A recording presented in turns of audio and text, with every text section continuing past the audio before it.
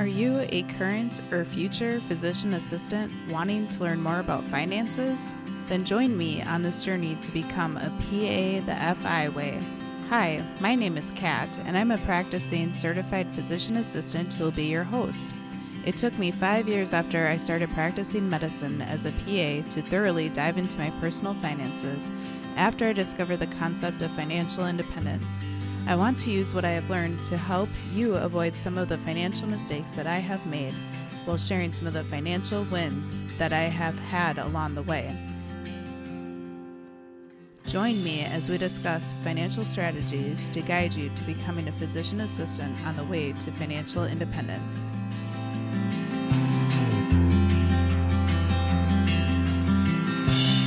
Welcome back, everyone, to the PA the FI Way podcast. I'm your host, Kat, and we have a very special guest joining us for the show today.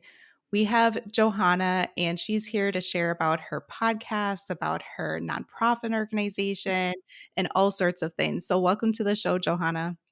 Thank you so much, Katerina. I really appreciate the opportunity to be on your podcast. It's a real great honor. Yeah, I can't wait to dive in and have a great conversation today. We really appreciate you taking the time. Yes, of course. Thank you. Thank you so much. I'm excited. Yeah.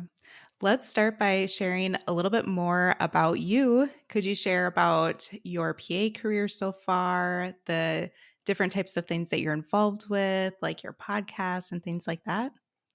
Yeah, so I am a PA. I've been mostly in hospital medicine for the last over 12 years, and recently switched over to post-acute care because I have a little 4-year-old daughter. And so I wanted to spend a little bit more time at home with her and not have to work holidays and weekends, which, hospital medicine is like that.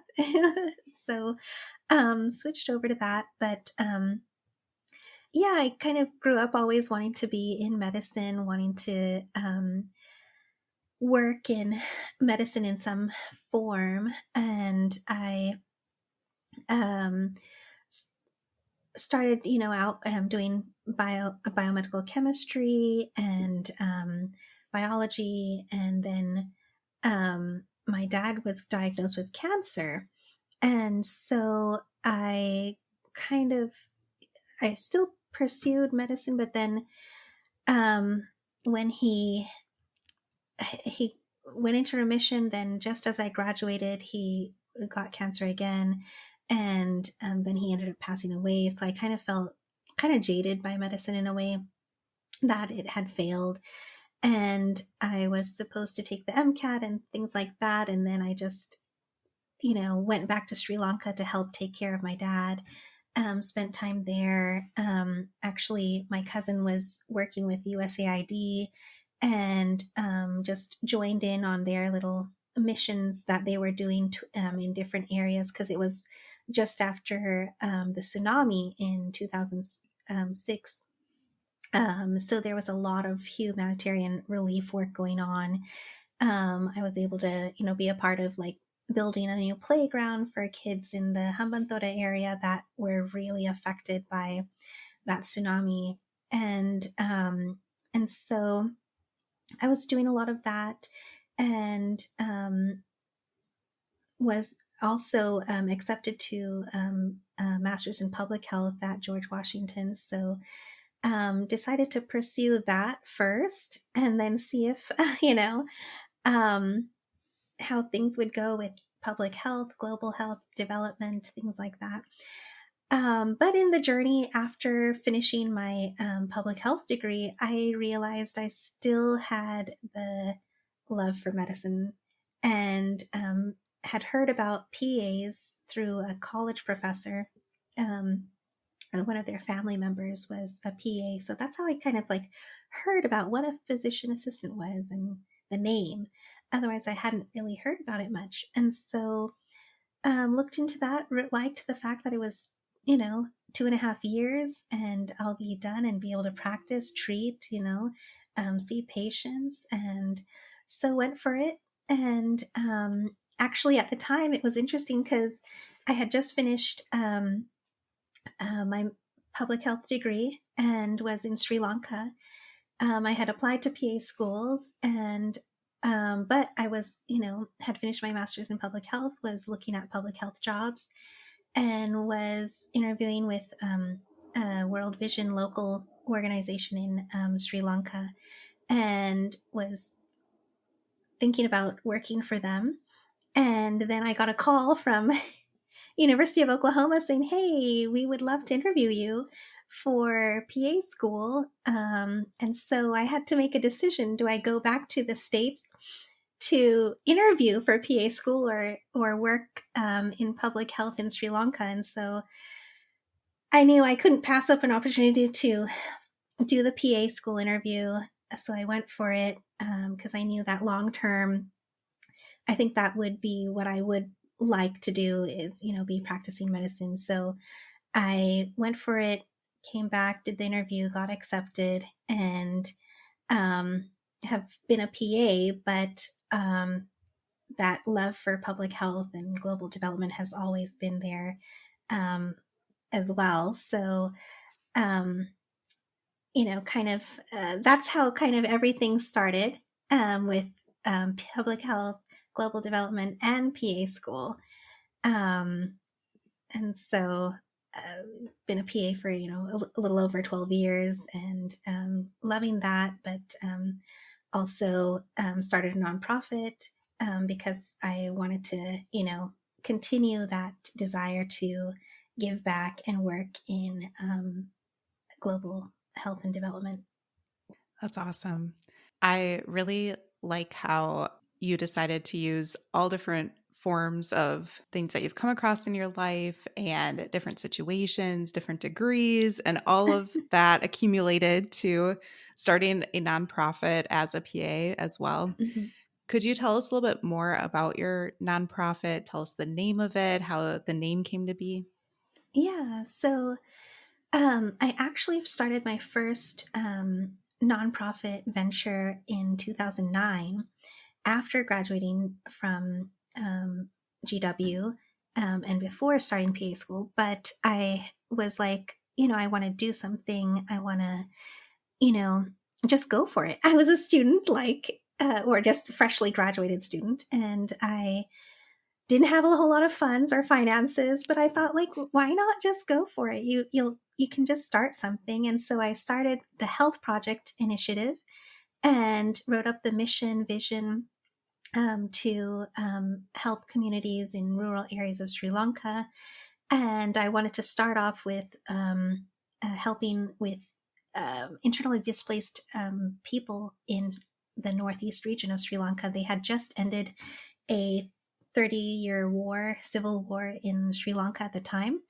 And so there were a lot of people in the northeast region that were kind of in, like, temporary refugee camp style situations. So I thought, let's, start off with this. This is a need. This is a huge need at the time. Local organizations were needing funds for different things. And so I started a grassroots fundraising campaign to help, raise funds to help one of the local organizations that were helping with medical and hygiene works there. And so that was the start of the dream, and where things started. And then I got into PA school, so things were super busy and focused on medicine. And so then in 2015, I got the nonprofit registered, and I changed the name to the Ephraim Foundation International because I wanted to honor my dad.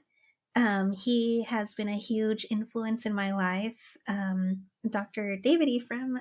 So he is my father. He had a huge passion, and he just wanted to help and serve other people, and he did that all throughout his life. He worked in rural areas of Sri Lanka, kind of helping shepherding people who were in the Christian ministry. And so he was helping with different churches, very poor local churches, and helping them. And so he was doing that, I saw the need. I saw that real poverty. I saw the reality of life for people is so different. And so I've had the opportunity of growing up in America, but also then going to Sri Lanka as a teenager and living there. And so I saw the worlds apart, Yeah. and how different life is for some people in this world who don't have a whole lot. And that has stuck with me because I saw that as a young girl, and I saw that heart that my dad had to help and serve them and love and care for people, and take the time to be missional in his life.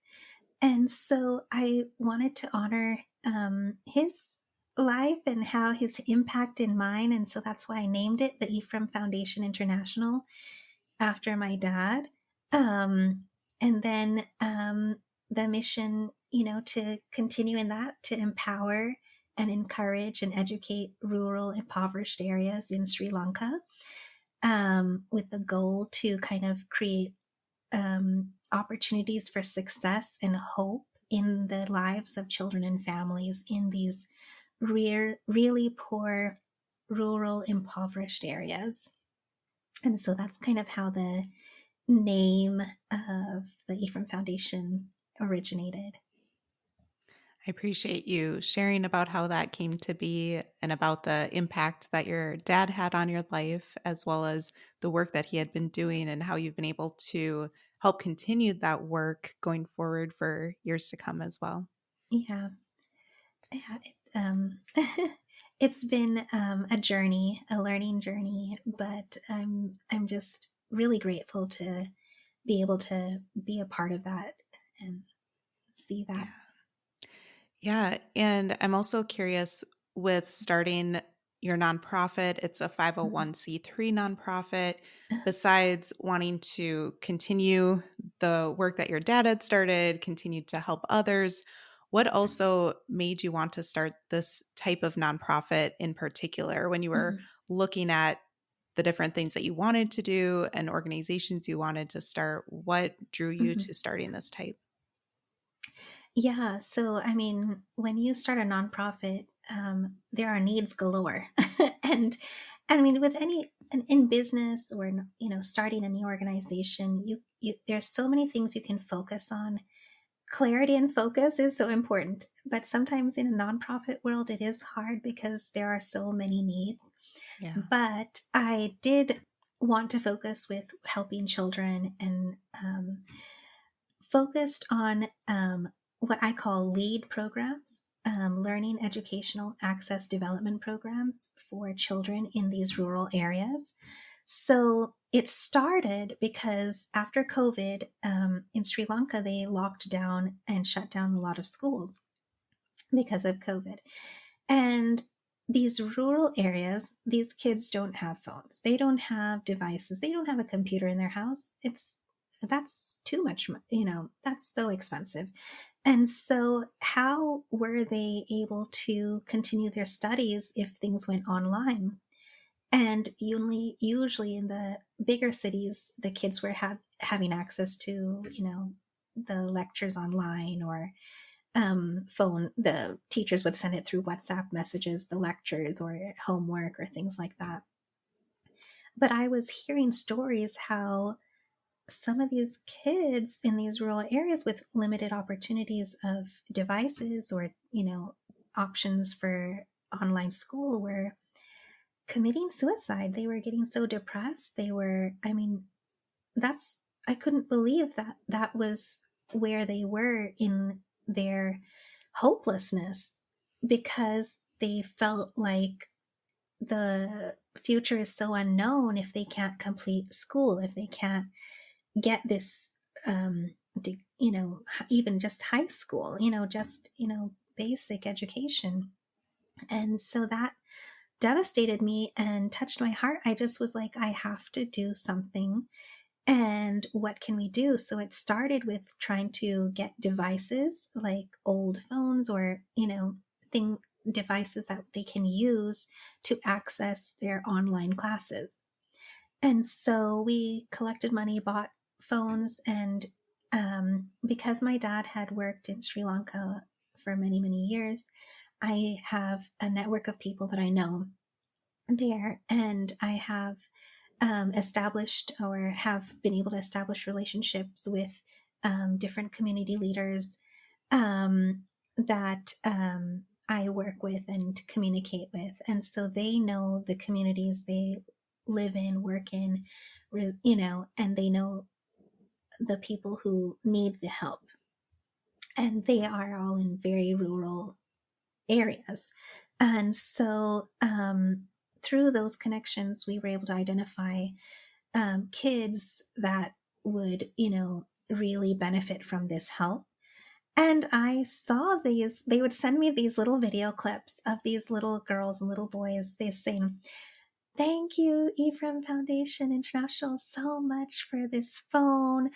I'm so grateful. I'm going to be a doctor one day. I'm going to be an engineer. I'm going to be a software developer. I'm going to be a teacher." They were so grateful. And they said, "Thank you so much for your help and care." And I saw that just this one act of kindness made such a huge difference to encourage their lives. Yeah. And I saw just how much it meant to them.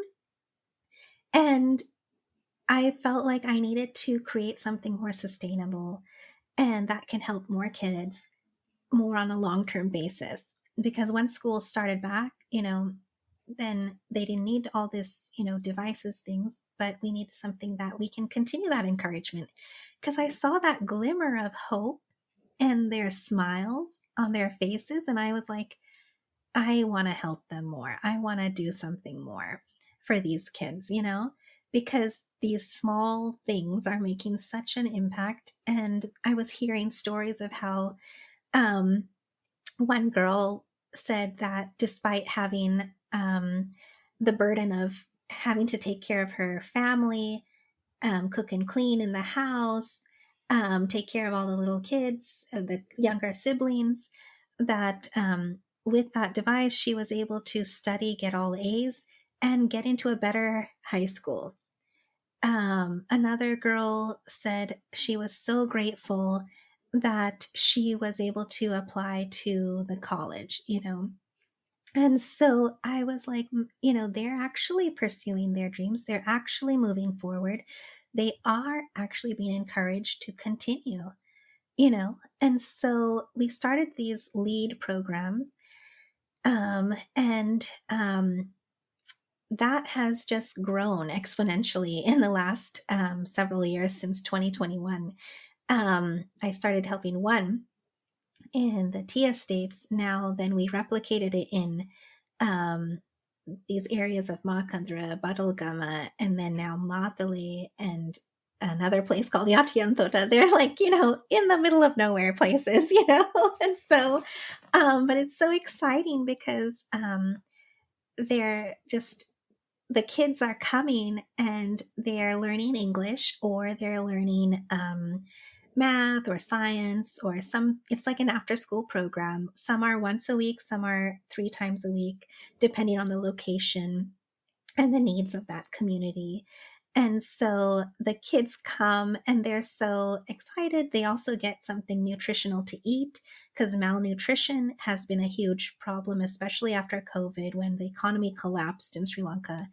We saw families could not afford even bread or one carrot, and so we've been trying to help meet those nutritional needs as well in our programs and give them an extra healthy meal or healthy supplement that can be beneficial for these kids' lives, because Mhm. nutrition, especially in a developing child's life, is absolutely necessary, right? And Yeah. so it makes a huge difference on their longevity. And so that's also an aspect of our lead programs. Um, and so now we have in the Mathale area, they're going the teachers there, they travel by foot sometimes up these muddy mountains Mm. because there have been floods recently too. And they've been traveling, walking up to all these different smaller rural areas because they just care so much. They want to meet those needs. And they're volunteers, but they're wanting to help. And so they have gone to like 12 or 13 now. I think they just told me there's another new village that they're working in. So 14 different villages there alone, reaching out to more kids in these impoverished areas. Yeah. And, but then I also realized that the parents need help. So we started what I call Inspire programs.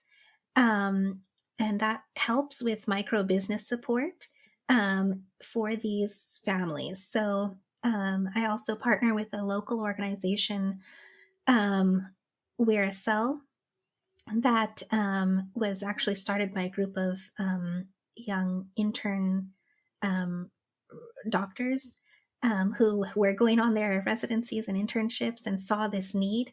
And they're Christians. And so they felt like, well, how can we be the hands and feet of Jesus? How can we actually be what we're supposed to be and help other people? And so they started their organization. So it's a trusted organization that I work with as well, um, helping with micro business support. We've been able to help many ladies. There's a lot of single women who their husbands have had drug addictions, alcohol, substance abuse, and so they don't have, they're a single income family.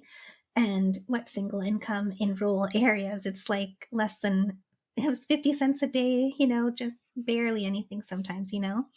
and they they often had relied on the husband, and now they're struggling to try and find something. So we've been able to provide them with like one through our EFI. We had a lady, Anusha. She needed seeds and seedlings. We gave her for $81 1,300 seeds and seedlings, plus a hose and some buckets and fertilizers. And she has grown her vegetable garden. She had on pictures that they sent back from the after the harvest was amazing, buckets and buckets of beans and eggplants and vegetables galore. She's been able to sell in the marketplace and provide an income for her family. Plus, she can have healthy food for her family, nourish her community. And another lady, she had little children. She needed income, and she thought she could do a chicken farm, like a baby chick farm, and raise chickens. And so we helped with 14 chickens or little baby chicks, and helping with the cage and or the structure they need to help with raising those. And now it's grown, and she's able to help provide an income. I mean, these are like basic things, like little things. They're not huge um, things by any means, $81, $50, but they have such an impact in these people's lives, and they're able to create income that is sustainable, that they can grow and learn on, and, create some better um, financial health for themselves. Yeah. And so that's kind of the goal of the From Foundation International is, helping families and their children change those mindsets to help them um, succeed on their own through the encouragement of education and these skills that they can take long term, Yeah. and empowering them in that way. That is so amazing, Johanna. I love how you're not just trying to throw money at a short term solution, Yeah. or you're not just trying to help them with their short term needs in the sense of nutrition. Certainly that's Hmm. important and it helps them in the here and now. Hmm. But you've also been implementing entrepreneurship, sustainability for their families as well as their communities Mhm. and teaching them how they can have an impact not only for themselves but those beyond. And you're, like you said, you're only starting with a small amount of funds, Yeah. and yet think about the impact and the sustainability and the growth and the investment, so to speak, of that little bit of money initially, and really Mhm. the impact that it has had not only for themselves and their close family members but so many in their community as well. I absolutely love Yeah. that part of EFI. Yeah, because that's what I saw is like one small act of kindness, one simple thing gave such encouragement. So that's kind of like, um, what my whole EFI, some of the slogans are spark hope, be that one. Together we can make a difference. And it's just with one small opportunity, one small smile, one small little help makes a lifetime difference in another person's life. Yeah, And so, so true. Awesome. I also want to touch on the fact that many who build wealth and grow their investments over time and start becoming quote unquote rich over time, they choose to use their financial independence and their wealth to decide that they want to give back to others, whether it's again those close to them, such as family members or friends, whether it's those in their surrounding community, or whether it is those internationally in several countries around the whole world. And some of our listeners might be considering starting a 501c3. Could you share what the process of starting a nonprofit is like? What are the steps that are involved? And how does one even go about starting a nonprofit? yeah, it's like anything. You have to. I did go to some courses. They had some opportunities to learn about what is a 501c3, a nonprofit, things like that, to kind of get my head around like what I have to do, what I have to, even basic things, just like even starting a business, you have to have a mission, you have to have a vision, you have to have a focused goal. What is your focus? If you're too broad, um, it's just not going to be very effective. And so always start with that goal in mind. Who are you wanting to help? What are you wanting to accomplish with your help? And what is the overall mission and vision for your organization? Just starting with those basics will help you lead into the next steps. Um, and then in each state, you have to, register your nonprofit. You have to obtain IRS approval with the 501c3. You have to have, accounting and all those different things. Some people can go through a lawyer, I think, to get those processes started.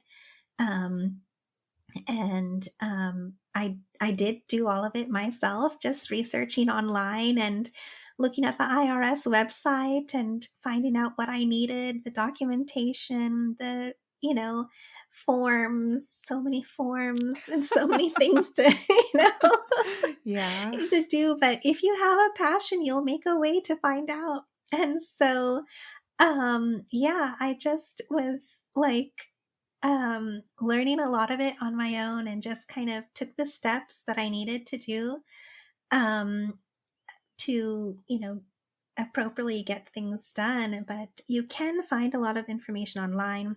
The IRS website has a lot of information about what you all need to actually get things going with a 501c3. And then there are also state nonprofit organizations like Oklahoma has a nonprofit foundation for nonprofits kind of thing where you can join and get information and they have courses available. So each state may have things like that where you can actually go and learn and actually network too and find other mentors to help you along the way of your nonprofit journey. um, and so there are a lot of resources out there, and ways to help him.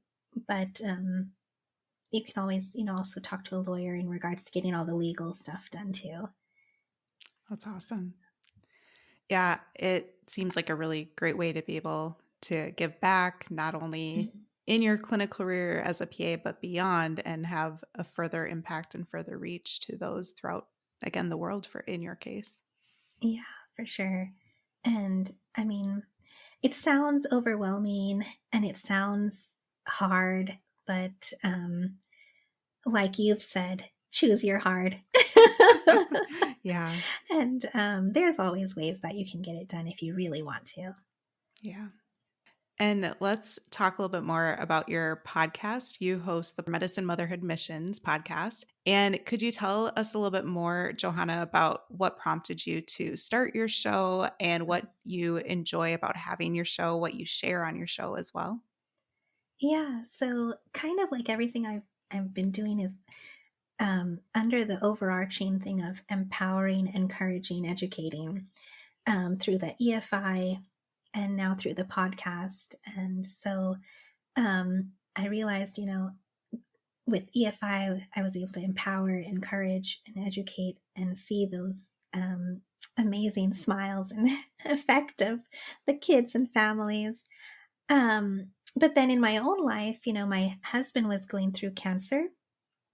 He suddenly he was a healthy young guy, just we were just living our life. We just had a little baby.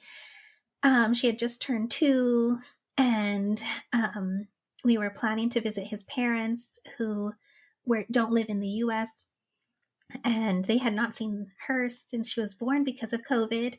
Mm. And so then all of a sudden he noticed a mass, and we got it checked out, and within a week we were, you know, having surgery and getting scheduled for chemo. Wow. Um, and our lives kind of changed at that point in 2022. Um, and but what I have to say is that, like, I mean, if you have faith, if you're a faithful a Christian person and faith in God, like as I can say that I saw how God was moving in my own life, even before that diagnosis, um, because I had made changes out of the hospitalist job into the post-acute care job. And I had been praying for a redirection because I had wanted a change for my family. I had wanted to spend more time with my daughter.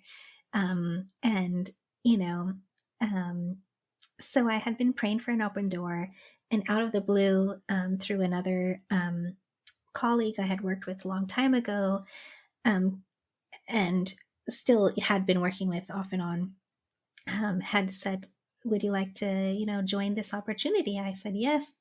So I had just started that new workplace, new job, and then my husband gets diagnosed with cancer. But God had worked through in the background because it allowed me to have more flexibility to be there for his chemo, for his appointments, um, which it would have been so much harder to do had I been working full time and unable to, it would have been so much harder in the hospital job. And so I think, like, God works things out to behind the scenes. There's a way, there's things where I could see the goodness of God through all this suffering that we did have to go through, where my husband really went through the chemo. And um, then he went into remission, but then got diagnosed with cancer again. It came back, had to go through surgery, had to go through chemo again. And despite all of that, despite, you know, having to see that suffering, having to journey through that, we, I did realize that I loved when my friends called me and when they had a conversation, and I felt so encouraged afterwards and inspired. And I was talking to a friend of mine, and I said, I feel like I really want to do a podcast. And I really want to share and encourage and empower other women, you know, who still want to work professionally, but may have a family, may not have a family, but um, want to be encouraged. And um, so that's how kind of like the thought process for the Medicine, Motherhood, and Missions podcast came about. Is I wanted to share those encouraging, inspiring, and empowering conversations that I would have with other women, and just have it on a podcast where I could invite these amazing women who are really pursuing their aspirational dreams and goals. And they may have faced different challenges in their life, but how did they overcome it? How did they pursue and persist in life and in life's journey, despite the challenges that may come during life, which everyone may face and everyone may, have to go through.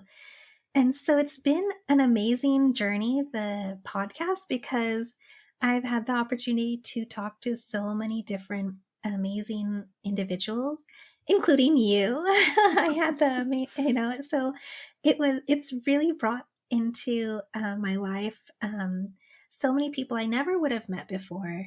I never would have been able to interact with except because of this podcast, and learning that, you know, women are pursuing these aspirational goals and their dreams, and having families, or pursuing new businesses, or ideas or ventures, um, and or and it's just amazing to see what people are accomplishing, because it also goes back to seeing other people's perspectives, because I felt like I was living in a little bit of a bubble.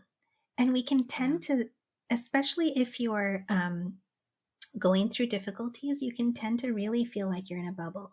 Yeah. And so I always like to remind myself, like, how can I, um, talk to other people? How can I see things from other people's perspectives? And so being able to talk to all these different ladies on the show and hear their stories, you see their perspectives, you see their ways of thinking, ways of understanding. And it may not be just like how you think and understand, but it's a different perspective on life, and it's always good to see those different things that other people go through, different journeys others go through, and see things through other people's perspectives. So that's kind of also how the podcast and the mission of it is came about. That's an amazing story to hear about what prompted you to start it and how you have been able to find some good after something so difficult to go through with your Mhm. husband having had cancer, gone through remission, and then cancer again. Definitely a very challenging situation. And I love that you had encouraging, supportive friends that were reaching out to you and taking the time and energy to make sure that you feel heard and that you know that they're there for you and that you wanted to use that and further that with a podcast too. That's really amazing as well. So I encourage all the listeners out there to definitely check out your show, and we're doing a podcast swap, so we're on each other's shows. So you can find my story over there and her story over here, and that's always really fun to do with connecting with other PA podcasters out there. Yeah, for sure. It's been amazing and I love it.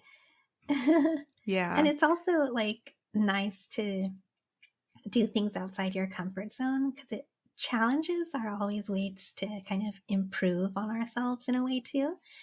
And so I know on my podcast you said you were kind of an introvert.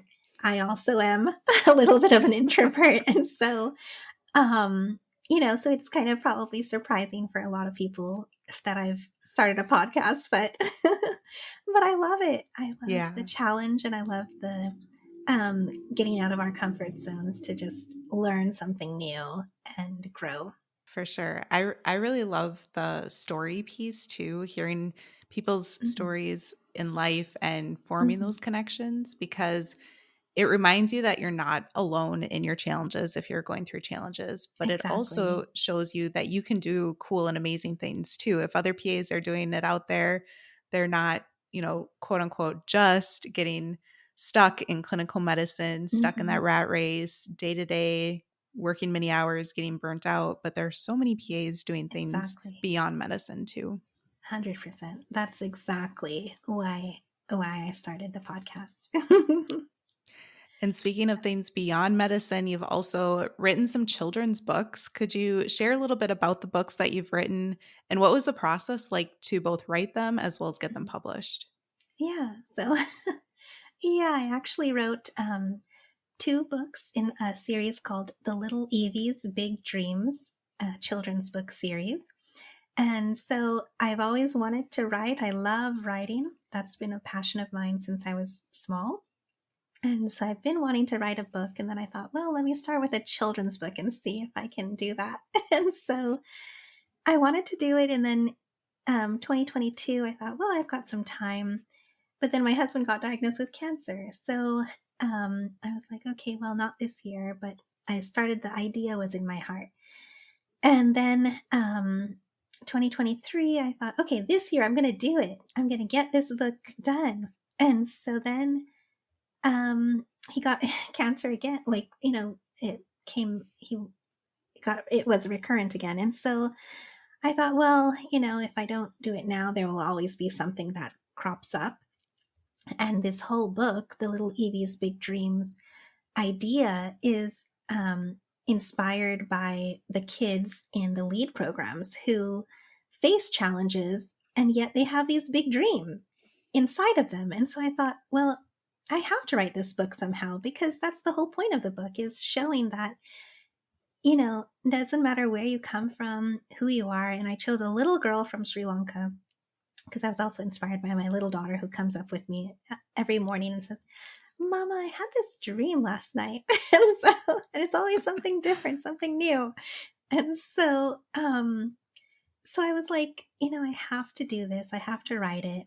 And so I started writing the book and um, decided to make it into a series, because when I first wrote it, I had all these ideas on the page, and it just came out, and I was like, so I went on Fiverr because it's hard to get a publishing deal.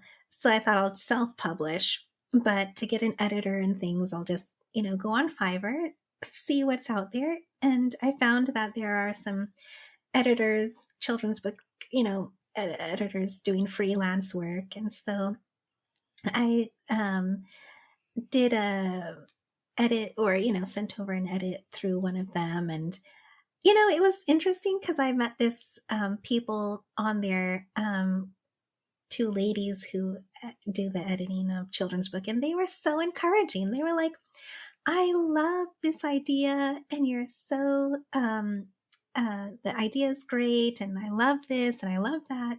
And then they were like, but you have too many ideas, you need to narrow it down. But I just loved how they were so encouraging, that they were like, okay, just do it, and Yeah, that's awesome. but you just have to kind of focus. So I was like, okay, let me take these stories separately and create a book series. And so the first one is called Little Evie's Big Dreams, The Painter, and it's about sharing joy and kindness. And so, without giving the whole book away, but, this little girl wakes up with a dream to paint a masterpiece. And in a little turn of events with her friend, she does paint a masterpiece, but in a very unique canvas. And by doing that, she shares joy and kindness with her friends and community.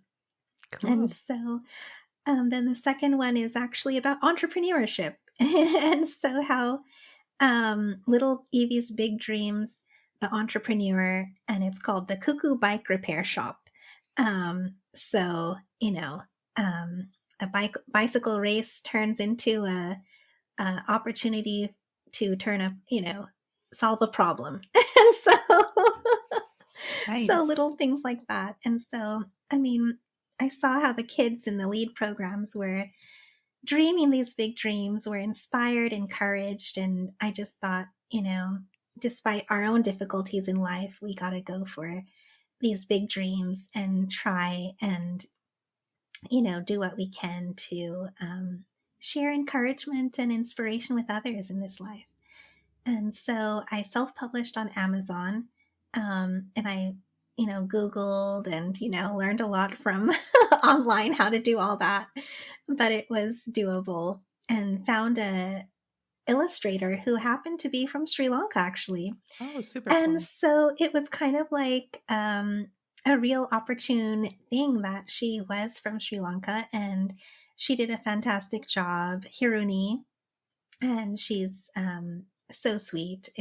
She helped a lot with learning how to do that process too. So you can find a lot of amazing people on Fiverr, and that was a help for me in publishing the book by using Fiverr and then Amazon self-publishing. So Very cool. I love that you were able to implement those ideas and complete them and get some help and support in the areas that you needed to, but that you were able to start the series and hopefully continue the series going forward.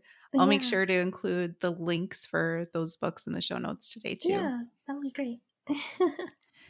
And Johanna, I really appreciate you taking the time today to join us for the show. I'm curious, how could the listeners connect with you and how could they learn more about your organization overall? Yeah, so we have a website, ephraimfoundation.org, where you can get an idea of our work there. It has some information there, pictures, things like that, videos. And then, of course, social media, Instagram and Facebook, the Ephraim Foundation International. You can see more little videos of the kids and the programs, the after school classes, and the ladies that we've helped. And so you can see what we've done. And then, yeah, those are the ones. And then, the podcast is on Apple and Spotify, things like that. And the books are on Amazon. Very cool. All right. Well, I really hope that the information you shared today encourages some of the listeners to think about if they want to start a nonprofit themselves Mhm. and or think about which nonprofit they want to contribute to and help support between now and once they are financially independent as well. So thanks again for joining me on the show today, Johanna.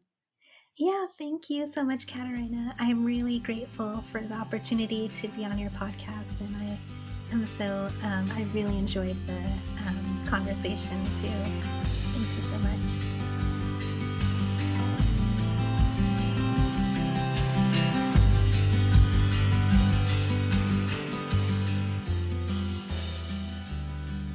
Thank you for tuning in, and I hope that you decide to continue to join me along this journey of becoming a PA the FI way.